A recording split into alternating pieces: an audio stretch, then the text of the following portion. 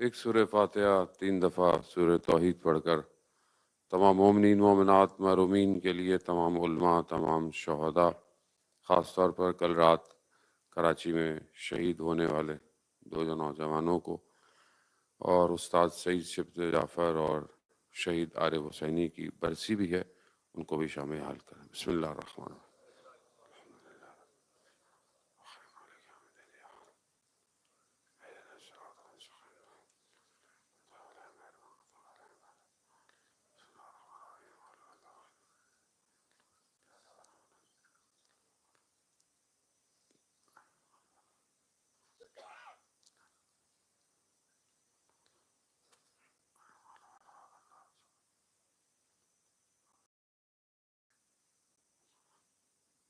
امام زمانہ کی سلامتی کے لیے بلند تر صلوات۔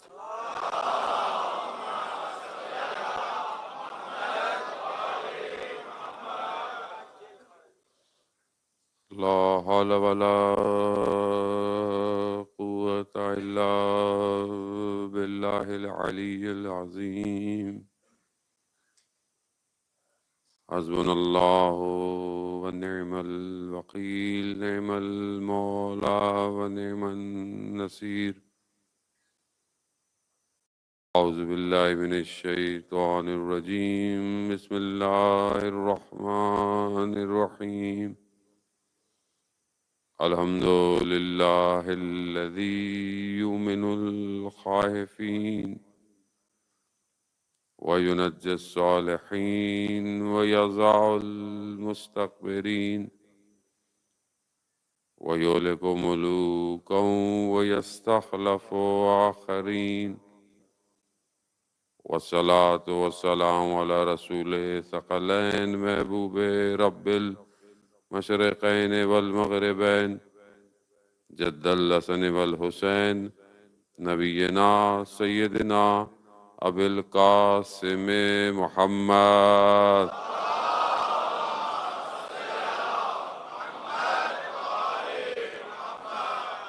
وعلى آلہ الطیبین الطاہرین المعصومین، لا سیما بقیت اللہ فی الارضین، روحی وارواحنا لتراب مقدم الفدا، ولعنت اللہ علی اعدائہم اجمعین۔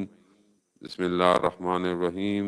رب اشرح لی صدری ویسر لی امری واحلل عقدۃ من لسانی یفقہوا قولی، اما بعد فقد قال اللہ سبحانہ وتعالی فی کتاب الحکیم والقرآن المجید، الا بذکر اللہ تطمئن القلوب۔ صلوات بھیجیں محمد۔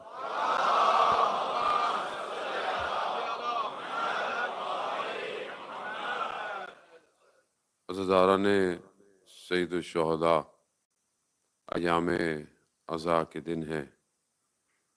خداوند متعال نے یہ توفیق عطا فرمائی کہ آپ مومنین کے درمیان میں حاضر ہوں اور خدا کا ذکر کیا جائے، اور ان کا ذکر جن کا خود خدا ذکر کرتا ہے۔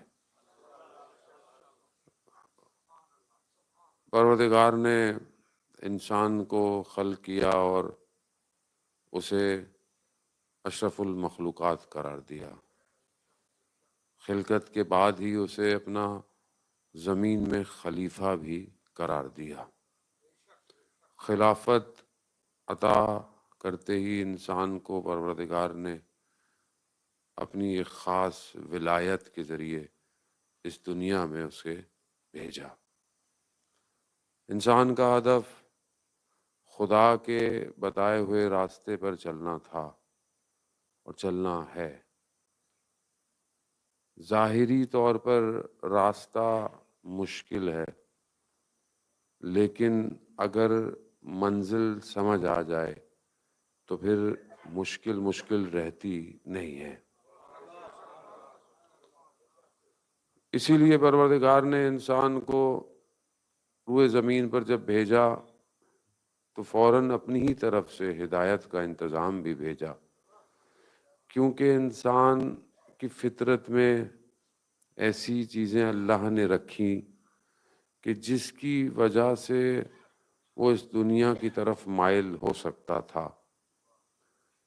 اور اس کے اس تمایلات کو، اس کے اس رجحانات کو، اس کی اس ڈیویشن کو کہ جہاں وہ ہٹ سکتا ہے، اسے بیلنس کرنے کے لیے اللہ نے نظام اپنی طرف سے بھیجا، اور وہ نظام اپنے رسولوں نبیوں کے ذریعے سے آتا رہا، اور انسان آہستہ آہستہ رشد کرتا رہا، اس کی عقل گرو کرتی رہی کہ وہ اس پیغام کو صحیح حاصل کر لے۔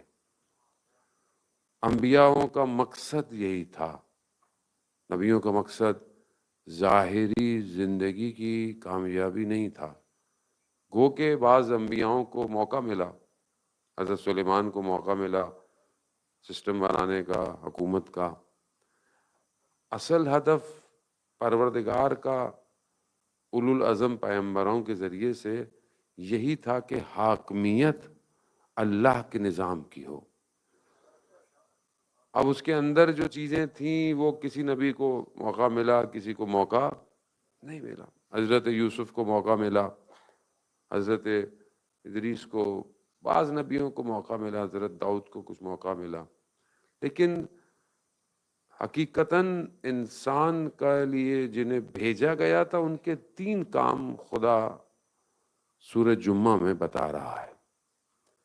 سورہ جمعہ انسان پڑھتا ہے جمعہ کا دن، پروردگار اس میں کہہ رہا ہے کہ ہم نے تمہارے درمیان سے نبیوں کو بھیجا، تمہارے درمیان سے، الگ سے نہیں بھیجا کہ تم فالو نہ کر سکو۔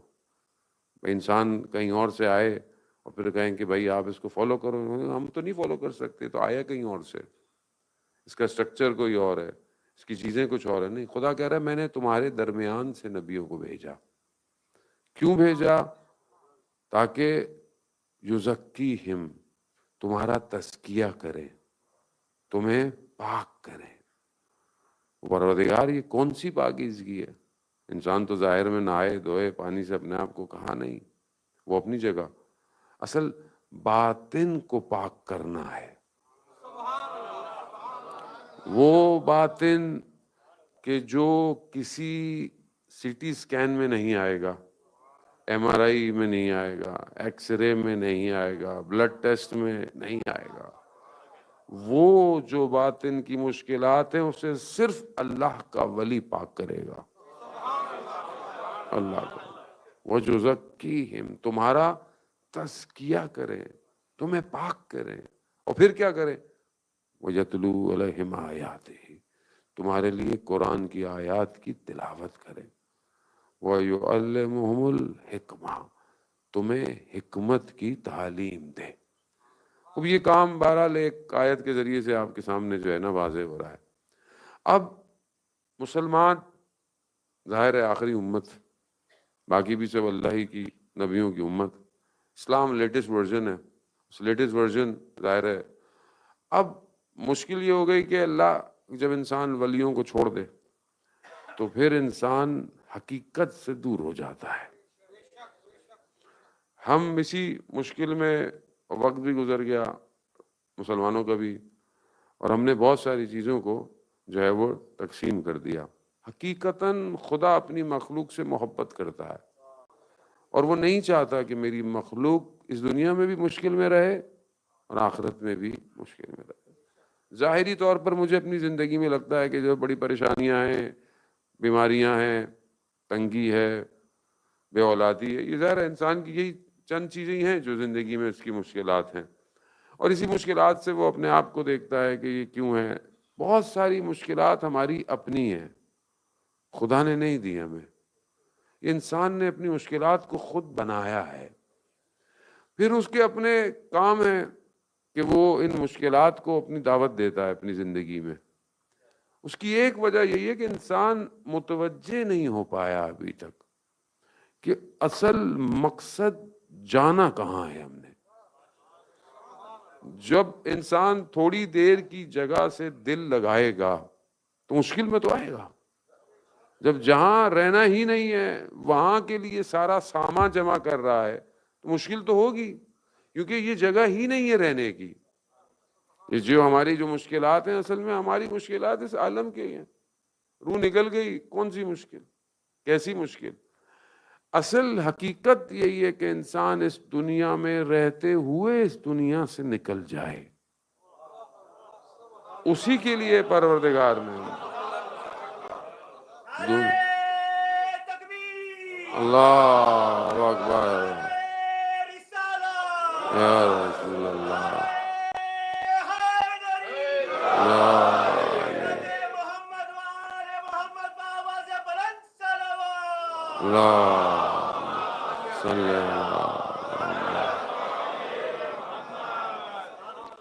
حقیقت یہی ہے کہ انسان پرواز کرے۔ پروردگار نے 1,24,000 کو بھیجا، اس لیے کس لیے بھیجا؟ کہ جو ہم زندگیاں گزار رہے ہیں اس لیے بھیجا تھا؟ نہیں، پروردگار خود فرماتا ہے کنتو کنزن مخفیًا، میں چھپا ہوا خزانہ تھا، میں نے چاہا پہچانا جاؤں، یعنی میں نے چاہا پہچانا جاؤں، میں نے نور محمد کو خلق کیا۔ خدا چاہتا ہے کہ اسے پہچانو، یعنی معرفت حاصل کرو، یعنی شناخت حاصل کرو۔ ہم اپنی زندگی میں دیکھیں، میں بہت زیادہ مقدماتی گفتگو نہیں کرتا، آپ سارے ماشاءاللہ اہل علم بھی ہیں اور علماء آپ کے درمیان میں آتے رہتے ہیں، موجود رہتے ہیں۔ ہم اپنی زندگی کو دیکھیں، کیا ہماری زندگی ہے کہ ہم خدا کو پہچان رہے ہیں یا نہیں پہچان رہے؟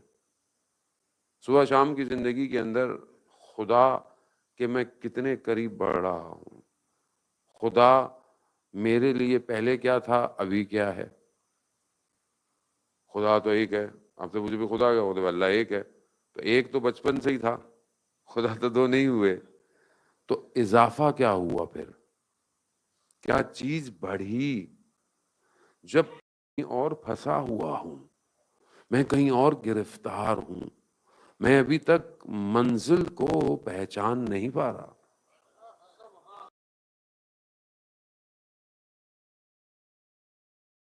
انا للہ و انا الیہ راجعون، اللہ ہی کی طرف سے آئے ہیں اور اللہ ہی کی طرف۔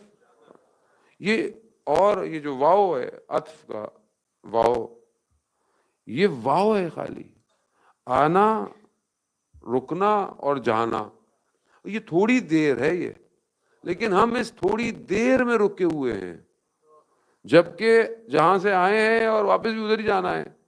تو جہاں سے آئے ہیں اور جہاں واپس جانا ہے تو دھیان تو وہی ہونا چاہیے تھا، لیکن ہم درمیان میں آ کے رک گئے ہیں۔ یہی امتحان ہے۔ پروردگار کہتا ہے سورہ ملک میں الذی خلق الموت والحیات، میں نے موت اور حیات کو خلق اس لیے کیا کہ میں تمہیں آزماؤں کہ تم میں احسن عمل کس کا ہے۔ خدا آزمانا چاہتا ہے۔ خدا کو اپنی خدائی کے لیے ضرورت نہیں ہے ہماری۔ خدا کو کوئی سجدہ نہ کرے وہ پھر بھی خدا ہے، کوئی اس کو مانے یا نہ مانے، رازق بھی وہی ہے، خالق بھی وہی ہے، مالک بھی وہی ہے، علیم بھی وہی ہے، بصیر بھی وہی ہے۔ ہمیں ضرورت ہے، ہمیں اس نے ایک اپورچونٹی دی ہے خلق کر کے، کہ میں نے تمہیں ایک اپورچونٹی دی ہے کہ تم کمال پہ آؤ، کمال انقطاع پہ آؤ، یعنی اپنے آپ کو منقطع کرو اور اپنے آپ کو اتنا بلند کرو کہ فنا ہو جاؤ، فنا ہو جاؤ، یعنی خود نہ رہو، تم ضم ہو جاؤ کہ جہاں تم نے ہمیشہ رہنا ہے۔ اذان موت، یہی آزمائش کے لیے، اسی پیکج کے لیے پروردگار نے اتنی انبیاؤں کو بھیج کر اور انہیں کن کن امتحانات سے گزرا۔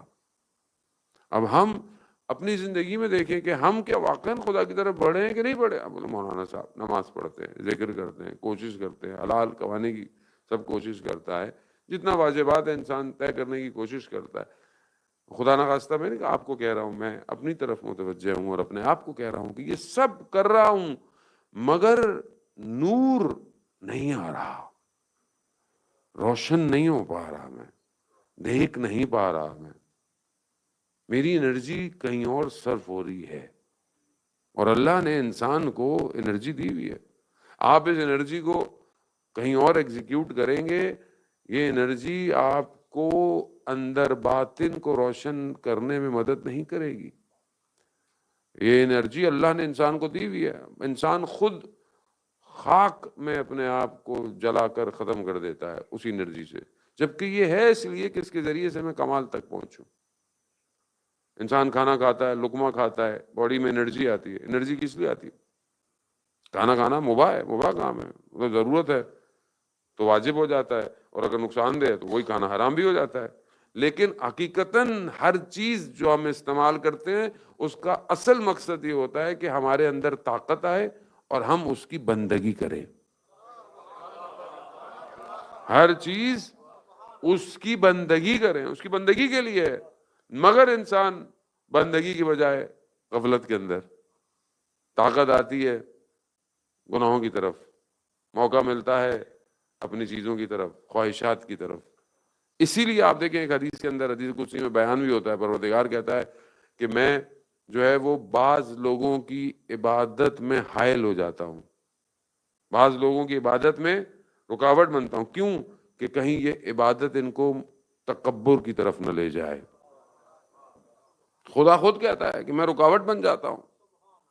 وہ انسان، کیونکہ خدا جانتا ہے نا میرا ظرف کیسا ہے، میں مطلب ہر وقت یہ نماز، وہ نماز، یہ دعائیں، وہ مناجات، اور میں پھر اپنے آپ کو خود پسندی کا شکار ہو جاؤں، عجب میرے اندر آ جائے، میں اپنے آپ کو کچھ سمجھنے لگوں، دیکھو میں کتنا بہتر ہوں، اس سے بہتر ہوں، میں فلانے سے۔ خوب آپ بولنے کی ضرورت نہیں ہوتی ہے، یہ انٹرنل سافٹ ویئر ہے، یہ آن ہو جاتا ہے۔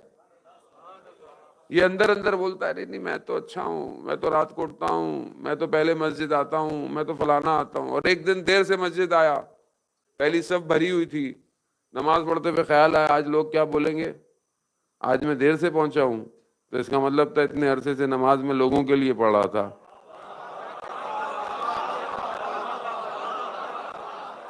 اندر مشکل ہے، نہیں پتا، حجاب، یہی چیز حجاب بن گئی۔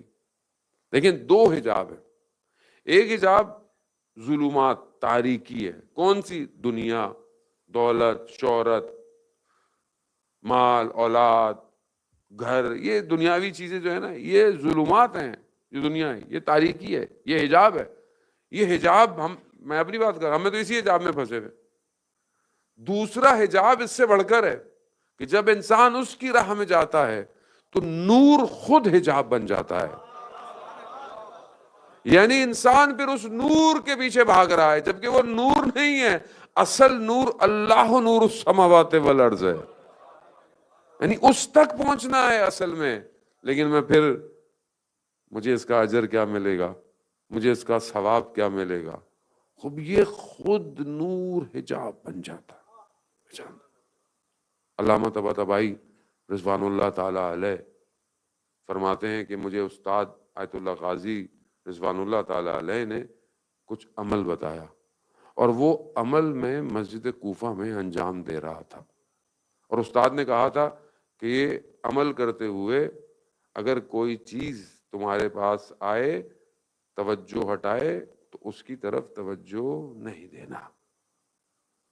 کہتے ہیں میں مسجد کوفہ میں نماز پڑھ رہا تھا، اپنا عمل انجام دے رہا تھا، تو میں نے دیکھا کہ میرے دائیں طرف حور ایک جام لے کر آئی، حور، مگر ایک دم مجھے استاد کی بات یاد آ گئی، نور کا حجاب، یعنی کیا میں عبادت اس حور کے لیے کر رہا تھا؟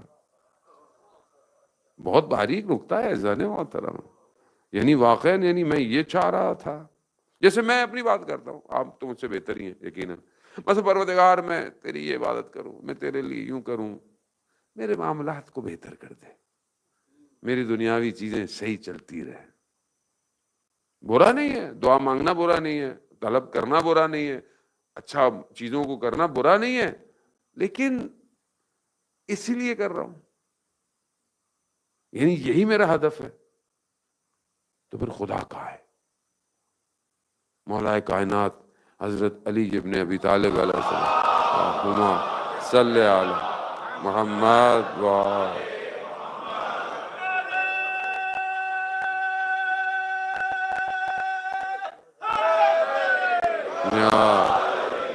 مولا کائنات فرماتے ہیں نا، کچھ لوگ خوف کی عبادت کرتے ہیں. خوف کی عبادت ہے نا. کیوں؟ جہنم میں جاؤں گا، قبر میں مشکل نہ ہو جائے. کیا ہے؟ خوف کی عبادت. کچھ لوگ جو ہے وہ ثواب، تجارت کی عبادت. یہ کروں گا تو پروردگار جنت دے گا، یہ کروں گا تو یہ مقام ملے گا، یہ کروں گا تو. یہ تجارت ہے. ایک خوف ہے، ایک تجارت ہے. منع نہیں ہے. میں اپنی بات کر رہا ہوں تو میرا تو اس سے بھی نیچے شاید کوئی لیول ہوگا. لیکن مولا کائنات فرماتے ہیں کہ میں پروردگار تیری عبادت نہ خوف کی وجہ سے کرتا ہوں، نہ کسی چیز کے اس میں کہ میں اس کو حاصل کروں.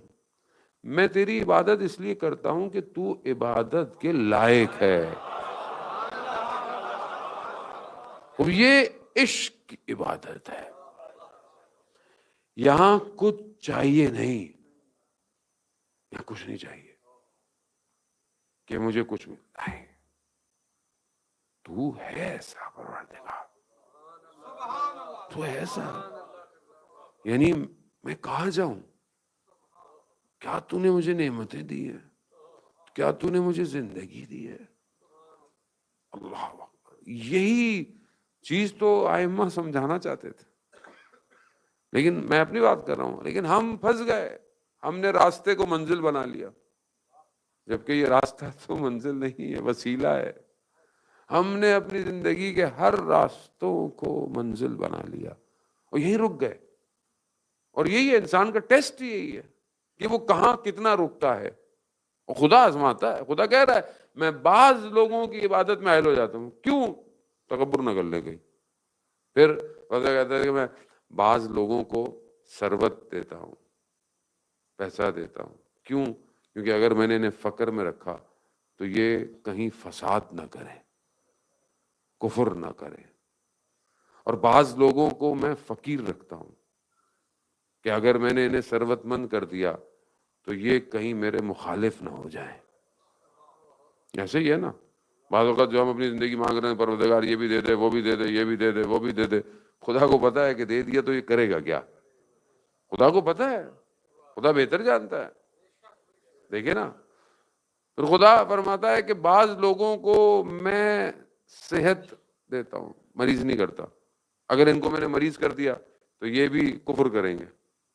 ہوتا ہے نا بعض لوگ مریض ہو جائیں، نماز چھوڑ جاتی ہے، بھول جاتے ہیں، بیماری آئی ختم. اور خدا کہتا ہے کہ بعض لوگوں کو میں مریض رکھتا ہوں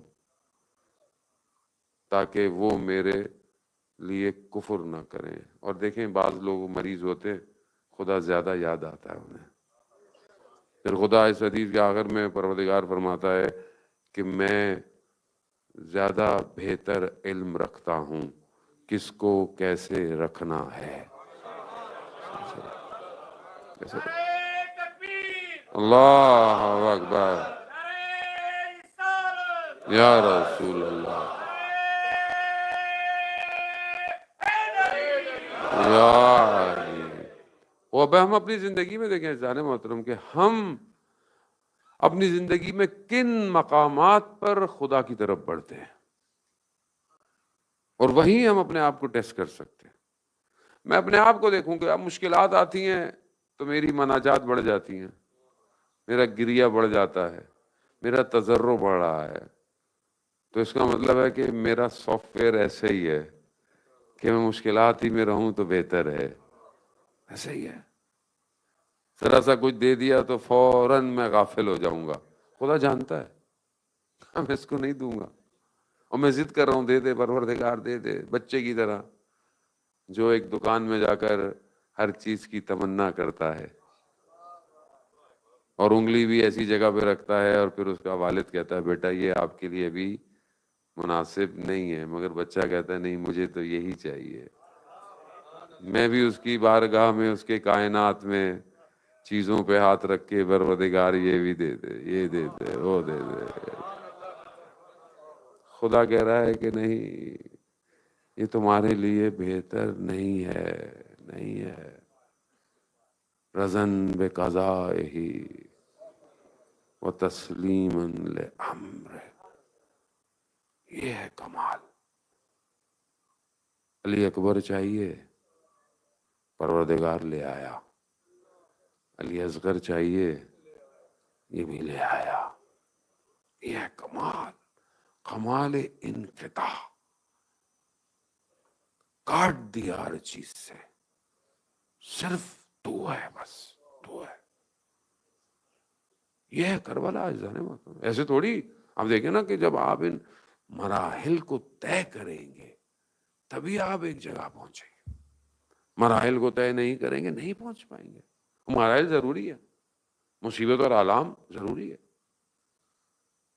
آیت اللہ نخوت کی اصفہانی مشہد مقدس میں مولا امام رضا علیہ الصلوۃ والسلام اللہم صلی علی محمد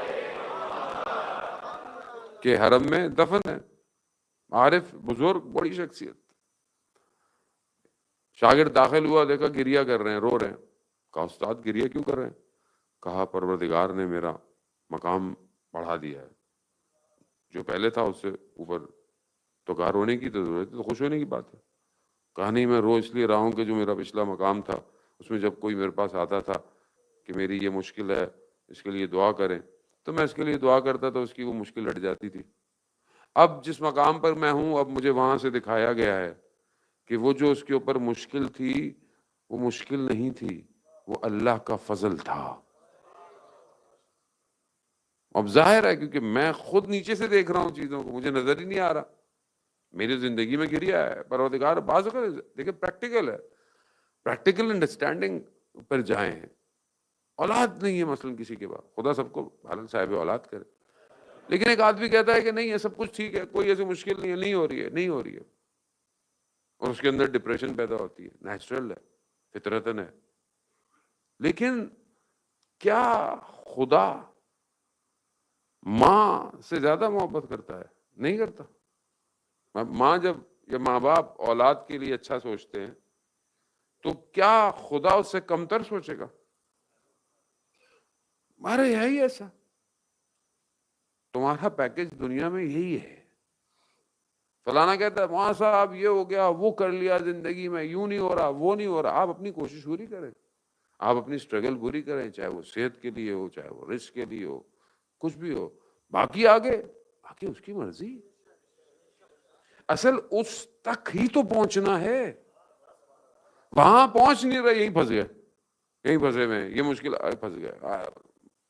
40 دن یہ پڑھ دوں، 40 دن مولانا صاحب میں نے 40 دن کا یہ عمل کر لیا، 40 دن کا یہ عمل کر لیا. کیا کوئی عمل قرب الہی کے لیے کیا؟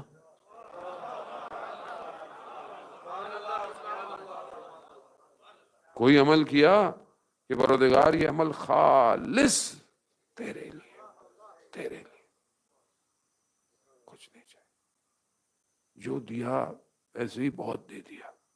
بونس پہ چل رہا ہوں، بونس ہے. تو کچھ دکھا، کچھ جلوہ دکھا. ایسے تھوڑی حضرت موسیٰ اصرار کرتے رہے پروردگار میں تجھے دیکھنا چاہتا ہوں. پروردگار نے کہا لن ترانی، مجھے نہیں دیکھ سکتے. مگر عشق کے آتش حضرت موسیٰ کے اندر اتنی تھی کہ مجھے دیکھنا ہے، لن ترانی. عجیب ہے، حافظ، سعدی، مولانا رومی، سب نے جو ہے وہ الگ الگ تعبیر کی اس لن ترانی. کہا کہ ویسے بھی جو عاشق ہوتا ہے وہ کہتا ہی نہیں کہ مجھے تجھے دیکھنا ہے. مجھے نہیں دیکھنا تجھے، مجھے کیا دیکھنا ہے، میں عاشق ہوں تیرا. ہر جگہ جلوہ تیرا ہی ہے، تیرا ہی ہے جلوہ، جلوہ تیرا ہے. خوب میں اپنی زندگی میں دیکھوں عزیزان محترم، کیا میں اپنی زندگی میں اس جلوے کے پیچھے ہوں یا نہیں ہوں. رجب علی خیاط بہت بڑے عارف تھے، عالم نہیں تھے، بہرحال اللہ نے ان کے لیے عالم غیب کھول دیا تھا. انہوں نے شہود میں فرحات کو دیکھا. فرحات اور شیریں داستان آپ نے سنی ہوگی عشق کی. فرحات کو دیکھا. انہوں نے فرحات سے کہا فرحات تم کس کے عاشق تھے؟ تم نے اپنی زندگی شیریں کے لیے گزار دی. کاش تم اپنی زندگی اس کے لیے گزارتے جو خود شیریں کو بنانے والا تھا, جس نے شیریں کو خلق کیا تھا. تم اس کے عشق میں گرفتار رہتے. تو کہتے ہیں فرحات نے کہا ہاں مجھے کسی نے کبھی سمجھایا ہی نہیں کہ میں شیریں کے بجائے شیریں کے خالق کی طرف متوجہ ہوتا. یہی ہے نا, یہ دے دے وہ دے بھی دے تو رہ تو یہیں جائے گا. اور ویسے بھی مولا متقیان حضرت علی ابن ابی طالب علیہ السلام صلی اللہ محمد. امام ارشاد فرماتے ہیں نا کہ ایسی دنیا کا کیا کریں جس کے حلال کا حساب دینا ہو اور حرام پہ عذاب ہو. دنیا ہے کیا کرے آدمی.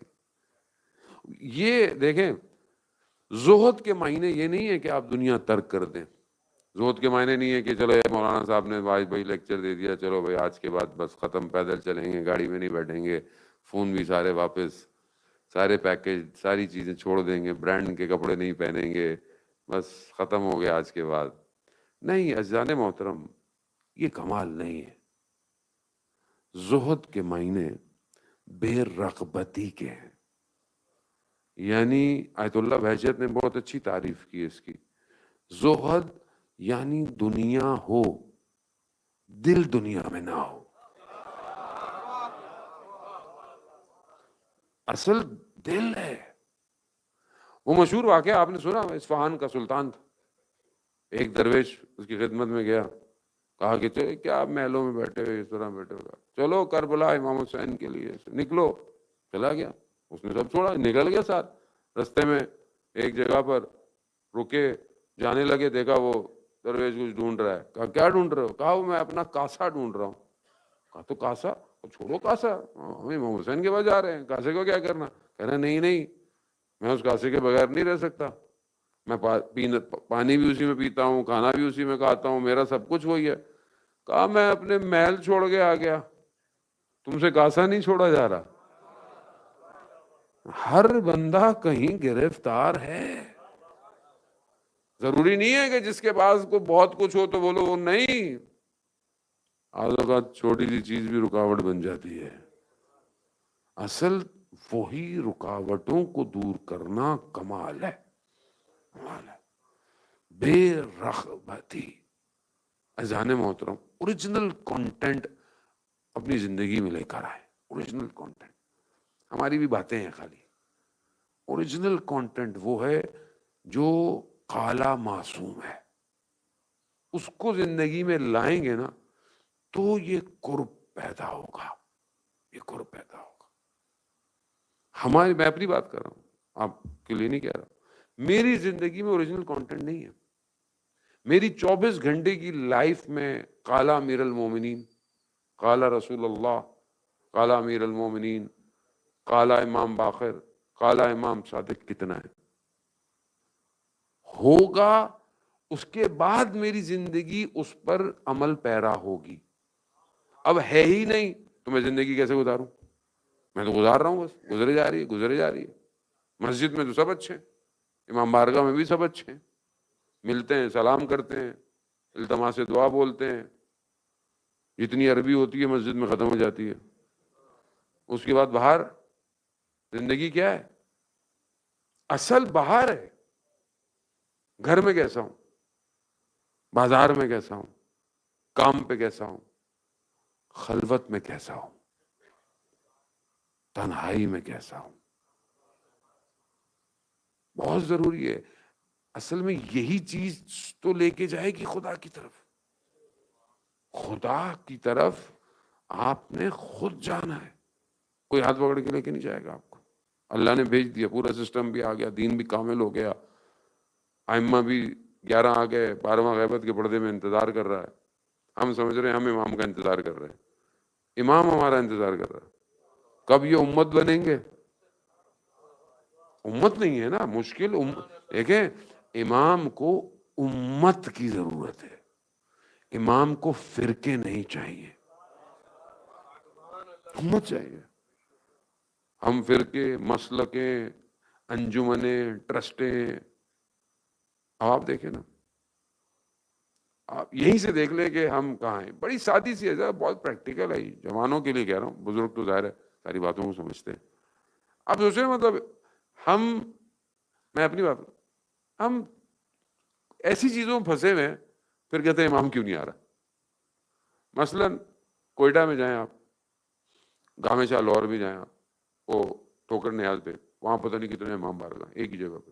اس طرح کوئٹہ علمدار روڈ پہ کوئی 18 امام بارگاہ ہے. ٹھیک ہے، ہمیں بھی جانے کا اتفاق ہوا. ایک مسجد میں امام بارگاہ میں مجلس پڑھی، اگلے سال دوسری پڑھی، پچھلی والے ملنے بھی نہیں آئے. ہماری کیوں نہیں پڑھی؟ وہی مجلس تھی بھائی. یعنی وہاں تو میں نے وہاں پڑھا ہے، یہ بات پڑھا، ایسا نہیں ہے کہ ان کے پیچھے بات کر رہا ہوں، یہ وہاں پڑھ کے آیا.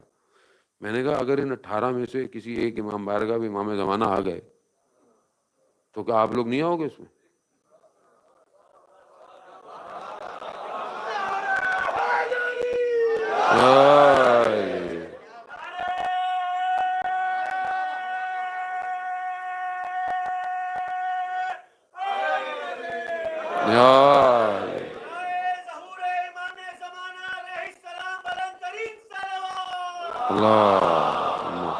صلی اور جانے محترم، یعنی ہماری تو یہی پوزیشن ہے نا. مولانا صاحب ہماری مجلس پڑھ دو. آپ جب تک زندہ ہیں آپ کی کیوں پڑھیں، جب آپ چلے جائیں گے پڑھ دیں گے. آپ ہماری مجلس پڑھ دو. پبلک ناراض ہے. ایک ہی جگہ مجلس پڑھ دی، بھائی سب آ جاؤ. نہیں، وہ کہتا نہیں میرے گھر پہ ہی پڑھو مولانا صاحب، وہ کہتا میرے گھر پہ پڑھو. اچھی بات ہے، بہرحال لوگ چاہتے ہیں عزاداری ہو، ہمیں بھی محبت ہے لوگوں سے. لیکن آپ یہ دیکھیں نا کہ ہم کہاں ہیں، کہاں. مولا میرے امام بارگاہ میں نہیں آئے تو میں آپ کا ساتھ نہیں دوں گا. تاریخ عبرت ہے، تاریخ عبور عبرت ہے. نہج البلاغہ خطبے پڑھیں آپ مولا کی. مولا کہتے ہیں تاریخ میں اس لیے سے گزرا ہوں کہ مجھے تاریخ جو ہے وہ کئی چیزیں سکھاتی ہے. انسان توجہ ہوتا ہے، عبرت لیتا ہے تاریخ سے. عبور یعنی ابر، یعنی پل سے ہے نا، گزر رہا ہوں. انسان ان گزرے ہوں کے واقعات کو سنتا ہے. مولا یہ کہہ رہے ہیں کہ پیچھے دیکھا کرو، اسے چیزوں کو سیکھو. اب آپ یہ دیکھیں کہ آپ کے کتنی یہ جو ہمارے مسائل ہیں، ہم اس میں اصل مقصد کو کھو بیٹھے ہیں. ہمیں خدا کی طرف جانا ہے لیکن ہم خدا کی طرف نہیں جا رہے. ہم الگ الگ جا رہے ہیں، اپنے اندر جا رہے ہیں، اپنے نفس میں جا رہے ہیں، اپنی خواہشات کو اور خوراک دے دے کر اسے اور پھولا رہے ہیں. اور انسان ایسے مقام پہ پہنچ جاتا ہے پھر بہت مشکل ہو جاتی ہے. یعنی واقعاً نفس اندر نقطہ آ جائے نا تو وہ اتنا پھیل جاتا ہے کہ وہ ایک جانور بن جاتا ہے. پھر بہت مشکل ہوتی ہے کہ انسان اس کو دور کرے. ہم اس مقصد کی طرف بڑھیں، اور جب وہ اصل مقصد کی طرف بڑھتے ہیں نا تو پھر بہت ساری چیزیں خود گر جاتی ہیں، پھر معنی نہیں رکھتی. ایک انسان کہ جو آخرت کے لیے زندگی گزار رہا ہو، وہ چھوٹی چھوٹی باتوں پہ اپنی زندگی میں ناراض نہیں ہوتا، نہیں ہوتا. اس شخص کا رویہ اس کے گھر میں بتا رہا ہوتا ہے کہ یہ آخرت کی طرف بڑھ رہا ہے.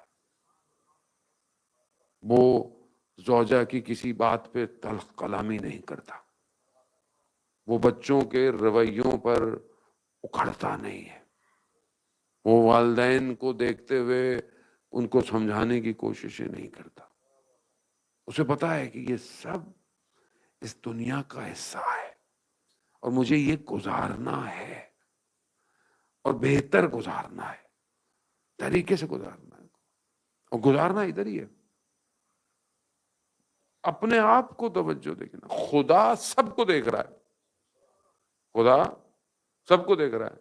اور ایسا کوئی نہیں ہے کہ آپ آیت الکرسی پڑھتے ہیں خدا کو نہ نیند آتی ہے نہ اونگ آتی ہے. ایسا نہیں ہے کہ خدا آپ کو بعد میں دیکھے گا نا. خدا سورہ توبہ میں شادوی فرما رہا ہے اے رسول ان سے کہہ دو کہ عمل کیے چلے جائیں. اللہ رسول ان کی ایک جماعت مومنین کی جماعت دیکھ رہی ہے، اور ان کا دیکھنا ایسا نہیں ہے کہ آپ ابھی کچھ کریں گے تو وہ دیکھیں گے، نہیں، وہ دلوں کے حال سے واقف ہیں۔ علیم بذات الصدور، یعنی جو تمہارے دلوں میں ہے، سینوں میں ہے، خدا جانتا ہے، خدا جانتا ہے۔ اب وہ خدا جو جانتا ہے اندر، اس کو پتا ہے کہ اس نے کیا کرنا ہے، اس کو پتا ہے کہ یہ کہاں کی طرف جا رہا ہے، اس کو میں دھوکہ دوں؟ متوجہ اصل واحد وہ ہے جو دیکھ رہا ہے، باقی تو کوئی بھی نہیں دیکھ رہا مجھے، باقی تو دنیا ہی چیزیں ظاہر دیکھ رہا ہوں، ان کو اندر تو کسی کو پتا بھی نہیں ہے۔ اب جس کی اب وہ نگاہ ہے، جس کی توجہ ہے، جو میرے اوپر ہے پروردگار کی، تو مجھے اسی کی طرف متوجہ ہونا چاہیے نا جو ہر وقت میری طرف توجہ کیے ہوئے، یعنی اپنے قلوب کو خدا کی طرف کرو۔ یعنی کیا ہے، کہاں کروں میں؟ پروردگار تو کدھر ہے؟ دائیں ہے، بائیں ہے، قبلہ رخ ہے، کنا میری طرف متوجہ ہو، چاہے ہزاروں میں ہو، توجہ میری طرف ہو، چاہے خلوت میں ہو، توجہ میری طرف ہو۔ بس وہ یہی چاہتا ہے، اس کو کچھ نہیں چاہیے، اسے اپنے بندے سے یہی بندگی چاہیے۔ بندگی مصلی نہیں ہے خالی، یا مصلی پہ جا کے بیٹھے رہو تسبیح پڑھتے مفاتی کے پیج ہی پاڑ دیے پڑھ کے، نہیں، ہر چیز اعتدال میں، ہر چیز بیلنس میں، مگر متوجہ اس کی طرف۔ بنی اسرائیل کے دو بھائیوں کا واقعہ میں اکثر پڑھتا ہوں۔ ایک بھائی کہ خدا کی توجہ، خدا کی عبادت، پہاڑوں پہ قلبہ بنا کر لکڑی کا عبادت کیے جا رہا ہے۔ ایک دن چرواہا بھیڑوں کو لیتا بکریوں کو دیکھا، پہاڑ پہنچا، اس سے ملاقات ہوئی، اس نے پوچھا کہ میرا دوسرا بھائی کیا حال ہے؟ کہا اس کی تو بازار میں دکان ہے۔ اس نے بتایا یہ دنیا، کوئی دکان بازار۔ اس نے کہا جب نیچے جانا تو میں تمہیں کچھ دوں گا، اس کو دینا، اس کو، تاکہ اس کو کچھ سمجھ آئے۔ ٹھیک ہے، جانے لگا، اس کو چھاننی جس میں آپ سٹینر، جس میں آپ چائے ہو یا چاول کے لیے ہو، جہاں پانی نیچے گر جائے اور چیز اوپر رہ جائے، پانی ڈالا، پانی نیچے نکلا ہی نہیں۔ عبادت کرتا تھا، نفس پہ کنٹرول تھا، اللہ نے کرامت دے دی، پانی رکا ہوا ہے، نیچے نہیں گر رہا، لے کے بھائی کے پاس چلا گیا کہ بھائی تھوڑا متوجہ ہو کہ بھائی یہ کدھر دنیا۔ اس بھائی نے کہا اچھا تم دوبارہ کب جاؤ گے؟ کہا کل جاؤں گا۔ کہا مجھ سے بھی کچھ لیتے جانا۔ کپاس، کاٹن، اس کے اوپر آگ کے انگارے رکھے، اور آگ کاٹن کو کھا جاتی ہے، کپاس کو تو کھا جاتی ہے، آگ کاٹن کو نہیں جلا رہی، ہاتھ میں پکڑا لے گیا اوپر والے کو نے تب یہ دیکھا کہ بھائی میں نے تو پانی تھا، یہ کیا ہے؟ میں اوپر عبادتیں کر رہا ہوں، یہ نیچے کیا کر رہا ہے؟ یہ سب لپیٹا نیچے آیا، بھائی سے پوچھا ماجرا؟ کہا وقت آنے پہ بتاؤں گا۔ اور گزر گیا، دونوں دکان پہ بازار میں، جو بازار جس کی دکان تھی وہ کام سے کہیں نکلا، تھوڑی دیر میں خاتون مشتری کسٹمر آئیں، کچھ لیتے ہوئے ہاتھ ان کا نظر آیا، ہاتھ کو دیکھا، شیطان نے وسوسہ کیا، اور ہاتھ جو ہے وہ اس خاتون کے ہاتھ پہ لگا، جیسے ہی لگا چھاننی کا پانی گرنا شروع ہو گیا۔ دوسرا بھائی آیا، کہا پہاڑوں میں بیٹھ کر عبادت کرنا آسان ہے،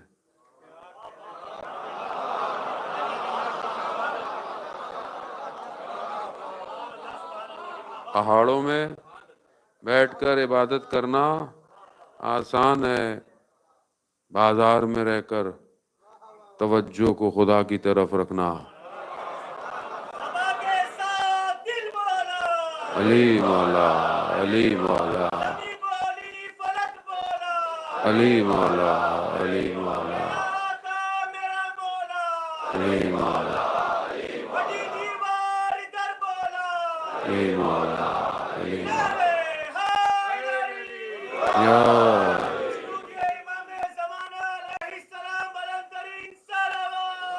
اللہم صلی علی محمد۔ توجہ، توجہ چاہیے. خدا کچھ نہیں چاہتا، کچھ نہیں چاہیے. میں کیا سجدے کروں گا؟ سجدے تو سید الساجدین نے کیے. میں کیا سجدے کروں؟ میں کیا عبادت کروں؟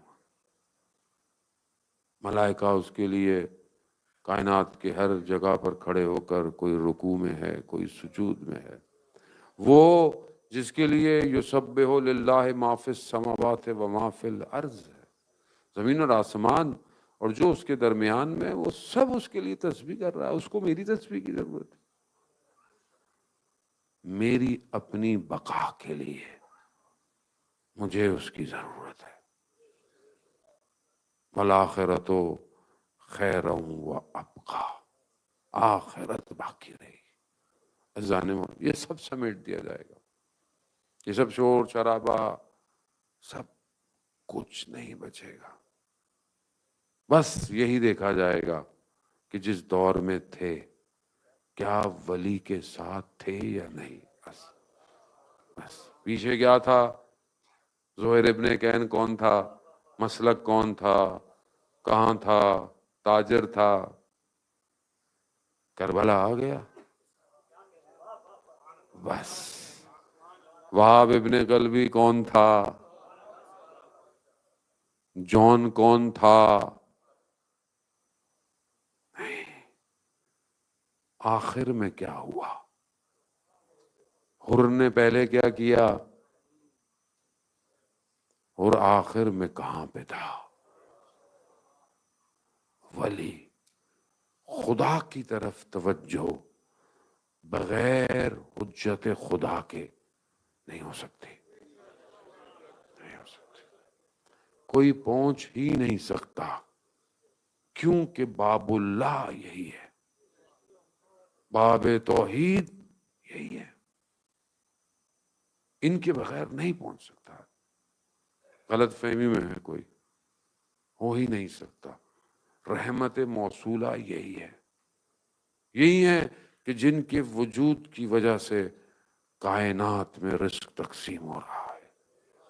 وہی ہے. یہ ہوائیں، یہ پھولوں میں خوشبوئیں، یہ میرے وجود میں نیکی جو ہوتی ہے، یہ سب امام کا صدقہ ہے. اسی کی طرف بڑھنا ہے. وہی ہے کہ جو لے کر جائے گا پروردگار کی طرف. ابھی آپ دیکھیں نا، لوگ ماشاءاللہ اربعین کی طرف بڑھ رہے ہیں اور اربعینی کی طرف. سب کہاں جا رہے ہیں؟ امام حسین کی طرف. امام حسین سب کو کہاں لے کے جا رہے ہیں؟ خدا کی طرف. یہی چیز انسان کو کمال پہ لے کے جاتی ہے. وقت بڑی تیزی سے آپ کی حسین سماعتوں نے محسوس نہیں ہونے دیا. شہید عارف حسینی جیسی شخصیت، ایسی شخصیت تھی جو اپنے آپ کو خدا کی طرف لے کے جاتا ہے نا، خدا اسے زندہ رکھتا ہے. خدا اسے زندہ. اس کے وجود کی خوشبو ہمیشہ معطر کرتی ہے. شہید ایسی شخصیت ہے. بہرحال میں تو بہت چھوٹا سا طالب علم ہوں اور ادنا سا، لیکن جو سنا ہے اور جو دیکھا اور جو پڑھا، عزیزان محترم، واقعاً مرد مومن ہے. صرف خدا کا خوف ہے. زندگی دیکھیں کیسی مجاہدانہ ہے. سادی زندگی. وقت کی حکومت نے کسی کو بھیجا کہ جاؤ اس کو سمجھاؤ بھائی. وہ شخص آیا، جب گھر میں داخل ہوا دیکھا کہ اپنے کپڑے خود دھو رہے. کہا کہ میں فلاں نے بھیجا ہے مجھے. کہا ان کو بٹھاؤ، چائے پلاؤ. چائے پی کیسے کیسے ایسے آنا ہوا تھا. بس یہ واپس گیا. کہا کیا ہوا؟ کہا جو شخص اپنے کپڑے خود دھوتا ہو وہ ہماری بات سنے گا. دنیا کمال انقطاع، ہر چیز سے کاٹ دیا. گلی کناروں میں کراچی میں آئے ہیں تو کونے پہ بیٹھے ہوئے ہیں، کسی کے ساتھ بیٹھ گئے، فلانے بیٹھ گئے. شخص، لوگوں نے بایوگرافی ابھی کئی جلد، ابھی 4-5 جلد ہمارے مولانا سجاد صاحب ہیں، سید سجاد کراچی کے اندر. انہوں نے ابھی 4-5 جلد بنائی ہیں اور جلدیں وہ کہہ رہے تھے کہ بلکہ آج پروگرام بھی تھا ٹورنٹو میں حسنین گردیدی صاحب، اور آج ویب سائٹ بھی لانچ ہونی ہے شہید عارف حسینی کی.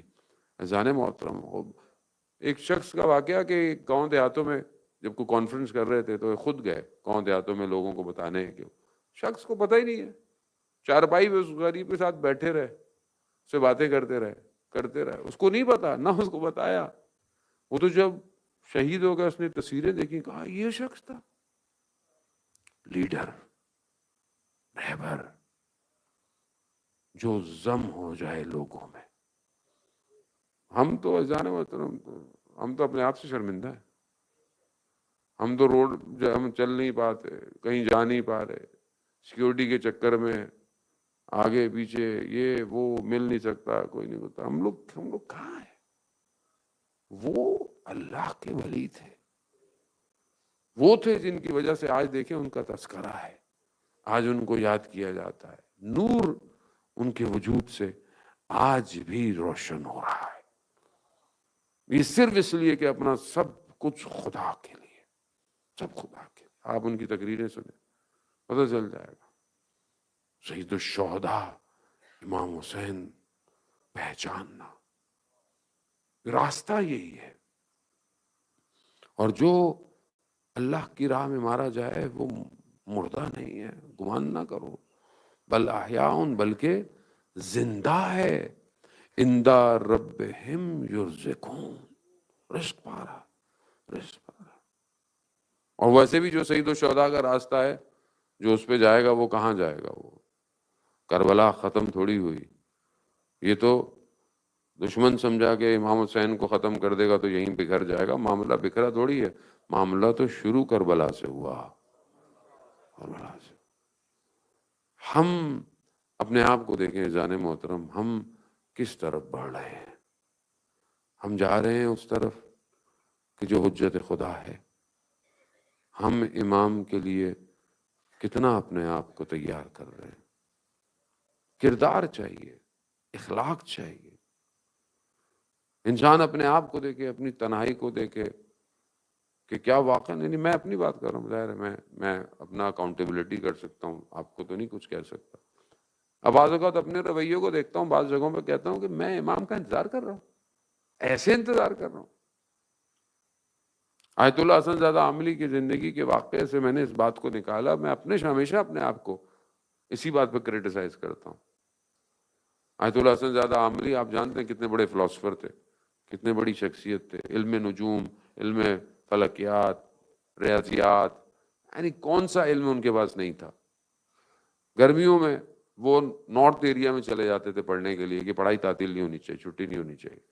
پڑھتے رہتے تھے. ایک دن وہاں بچے بھی تھے، بچوں کو ڈانٹ دیا تھوڑا سا. اب وہ بڑی شخصیت تھے، ان کا ڈانٹنے میں اور میرے ڈانٹنے میں زمین آسمان کا فرق ہے.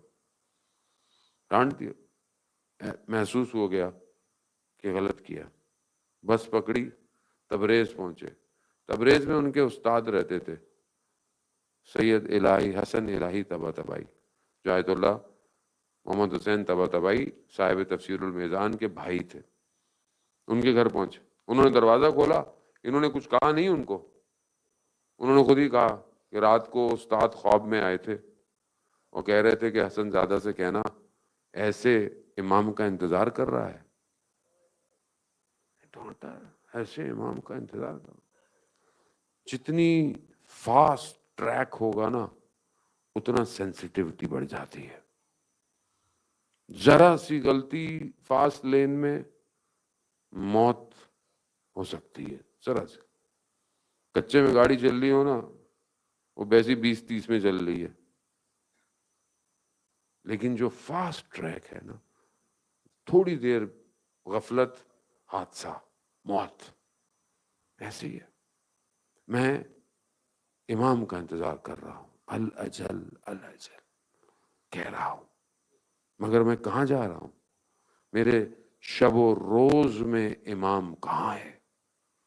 امام کی یاد کتنی ہے؟ امام کے لیے میں کتنا تڑپتا ہوں؟ متا ترانا و ناراک. کب آپ ہمیں دیکھیں گے اور کب ہم آپ کو دیکھیں گے؟ یہی عشق ہے. دیکھیں کربلا یہی ہے نا. کربلا کی کیا ہے؟ کربلا کا کور کیا ہے؟ ایک امام اور پروانے، اور وہ پروانے جل گئے. اپنا وجود انہیں نہیں چاہیے تھا، امام چاہیے تھا. مقام دے دیا، جنت دے دی، بیعت ہٹا دی، شمع بھی بجھا دی، کوئی نہیں گیا. کہاں جائیں؟ حیات تو آپ ہیں، حیات امام ہے. میری زندگی میں میری حیات امام ہے. عزیزان محترم، یہی مرحلہ ہے، اسی کو طے کرنا ہے. ان کی طرف نگاہ کریں، کرم ان کا ہونا چاہیے. وہ کرم کریں، سب بن جائے گا، سب بن جائے گا. اور حسین بہت کریم ہے. یہ جو آپ آ کے بیٹھتے ہیں، یہ میرا اور آپ کا کوئی کمال نہیں ہے، یہ امام حسین کا کمال ہے. مہدی قوام بہت بڑے عالم دین تھے. تہران شہر کے اوپر والے حصے میں جہاں امیر لوگ رہتے تھے، وہاں مجلس پڑھ کے آ رہے تھے. لوگوں نے ہدیہ دیا، اچھے خاصا ایک لفافہ دیا. وہاں سے آ رہے تھے تو دیکھا کہ ایک خاتون صحیح لباس کے بغیر کھڑی ہوئی ہے. ظاہر ہے بڑے علاقوں میں مسائل بھی بڑے. تو انہوں نے اپنے خادم کو کہا کہ جاؤ اس عورت کو بلا کے لاؤ. اب وہ خود گھبرائے کہ بھائی یہ اس کا تو کردار ہی ٹھیک نہیں ہے، آگا پتہ نہیں کیوں بلا رہے ہیں. جس کے کہا نہیں، بلا کے لاؤ. بلا کے لائے. کہا کہ کیوں کھڑی ہو یہاں اس طرح؟ کہا کہ گھر میں فاقہ ہے، پیسوں کی خاطر کھڑی. وہ جو پیسے ملے تھے سارے اس کو دیے. کہا کہ یہ میں نے گنے نہیں ہیں، مگر یہ پیسے حسین کے ہیں، اور جب تک یہ ختم نہ ہونا تم گھر سے باہر نہ نکلنا. وقت گزر گیا. کربلا پہنچے زیارت پہ. بین الحرمین میں امام حسین کے حرم جا رہے تھے. ایک جوان آیا، ہاتھ پکڑا، چوما، کہا آغا وہ میری زوجہ آپ سے کچھ کہنا چاہتی ہے. دیکھا تو ایک با حجاب خاتون کھڑی ہوئی، کہہ رہی ہے حاجی آغا مجھے پہچانے آپ؟ میں وہی ہوں جسے آپ نے حسین کے پیسے دیے تھے. کریم ہے، کریم. جس کو کیا بنا دے، اس کو کیا بنا دے. ظالم کریم ابن کریم. مگر لوگوں نے کیا کیا؟ لوگوں نے کیا کیا؟ بہت دل ہے نا آپ کا کربلا جانے کے لیے.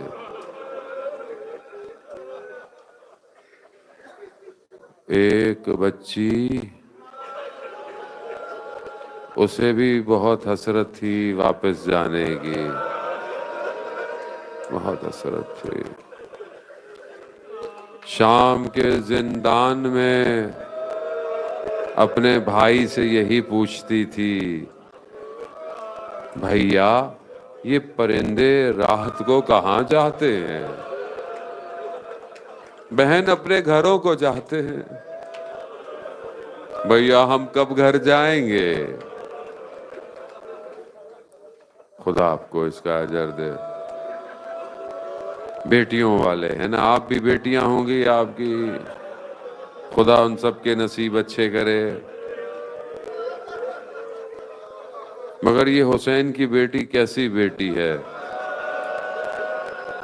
جو روزے عاشورہ دیکھ رہی ہے، جو گیا واپس نہیں آیا. عجب دل ہے اس بچی کا کہ یہ کیسے دیکھ رہی ہے اور کیسے اس نے روزے عاشورہ گزار دیا. اور جب دیکھا کہ بابا کی سواری چلنا شروع ہوئی تو سواری رک گئی. امام نے دیکھا بچی سواری سے لپٹ کے کھڑی ہوئی ہے۔ امام نیچے اترے، بچی کو گلے لگایا، بچی نے گریہ کیا۔ چھوٹی بیٹیاں آپ نے محسوس نہ کیا، میری تو چھوٹی بیٹی ہے، میں جب بھی گھر سے نکلتا ہوں نا تو وہ مجھ سے ایک سوال پوچھتی ہے، بابا کب آؤ گے؟ اور آپ یقین کریں میں نے سمجھ تو انسان کے اندر تو اتنی طاقت نہیں ہے کہ کربلا کو درک کر سکے، لیکن اس بچی کو تھوڑا محسوس کرنے کے لیے میں نے تو اپنی بیٹی سے سمجھ آیا مجھے کہ جب بھی نکلو بار بار پوچھتی ہے، ہر دفعہ پوچھتی ہے، اس کو پتا ہو کہ ہر دن میں کئی دفعہ بھی آؤں گا پھر بھی پوچھے گی بابا کب آؤ گے؟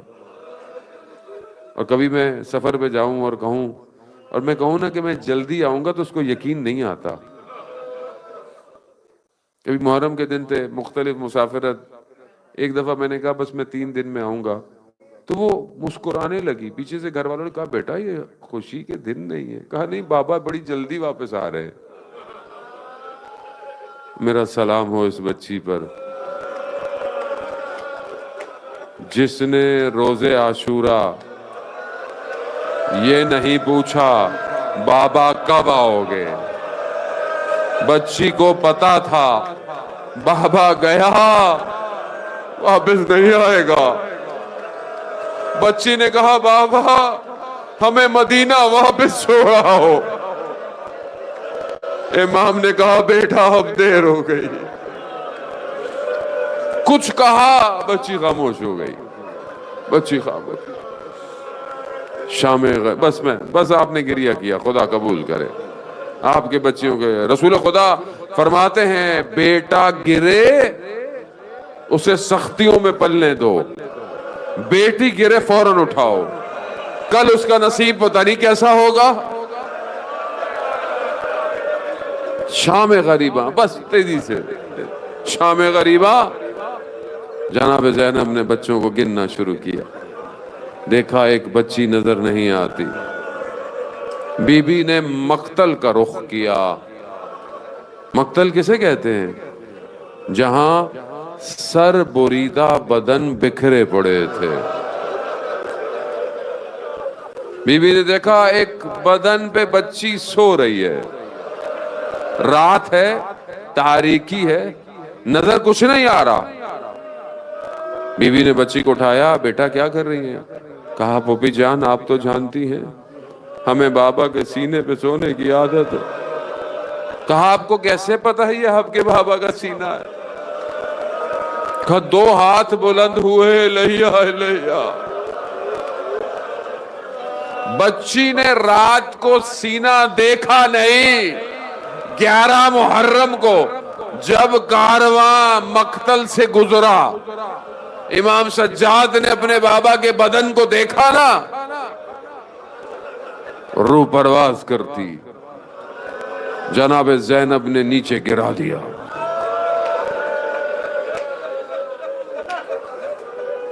حاضل حسین، یہ حسین جس کے بدن کے اعضاء ٹکڑے ٹکڑے، خون جس کے بدن میں غلطی تھا، کہتے ہیں یہ بچی آئی، اس نے کہا پھوپھی جان یہ کس کا بدن ہے؟ نہ پہچان پائی۔ بس عزاداران محترم، بس کوفہ سے شام کا دربار میں بہت تیزی سے لے آیا، یہ اتنی تیزی سے آئے نہیں تھے۔ شام کے دربار میں بچی اپنی پھوپھی کے پیچھے چھپ کے کھڑی ہے، یزید مسند پہ بیٹھا ہے، تشت پہ امام کا سر ہے، اس کے ہاتھ میں چھڑی ہے، جن لبوں کو رسول بوسہ دیتے تھے ان پہ اہانت کر رہا ہے۔ بچی چھپ چھپ کے دیکھتی ہے، یہ میرے بابا کے ساتھ کیا کر رہا ہے؟ شام کے زندان میں جانے کی دیر تھی، بچی سے صبر نہ ہوا۔ بابا بابا بابا۔ بیٹیوں والو، جب آپ بڑے دنوں بعد پلٹ کے گھر جاتے ہو تو چھوٹی بیٹی سب سے پہلے ملتی ہے یا نہیں؟ اور کیا کہتی ہے؟ شکایتیں لگاتی ہے، بابا آپ کے جانے کے بعد امی نے یہ کیا، بھائی نے یہ کیا۔ یزید نے کہا شور کیسا ہے؟ کہا بچی بابا، کہا جاؤ بچی کو بابا دے دو۔ تشت آیا، کپڑا ہٹایا، خاک میں اٹی زلفیں، چہرے پر زخموں کے نشان، لبوں پر تازہ چھڑی کے نشان۔ بڑے دنوں بعد بابا ملا، سر کو اٹھایا، لبوں کو لبوں سے ملایا، بچی شروع ہو گئی۔ بابا آپ کے جانے کے بعد خیمے جل گئے، بابا بابا آپ کے جانے کے بعد دامن جل گیا، بابا بابا میں پانی مانگتی تماچے پڑتے تھے، بابا گوشوارے مانگتے میں خود دے دیتی، بابا بابا کرتے کرتے بچی خاموش ہو گئی۔ انا للہ و انا الیہ راجعون۔ میرے غریب امام نے شام کے زندان میں اپنی بہن کو دفنایا۔ 40 پہ جا رہے ہوں گے نا آپ، 40 پہ جا رہے ہیں نا، تو یہ بچی آج بھی شام کے زندان سے یہی کہتی ہے، اے میرے بابا کے زائرو، کربلا جانا، میرا سلام دینا کہ آپ کی بچی آج بھی زندان میں ہے۔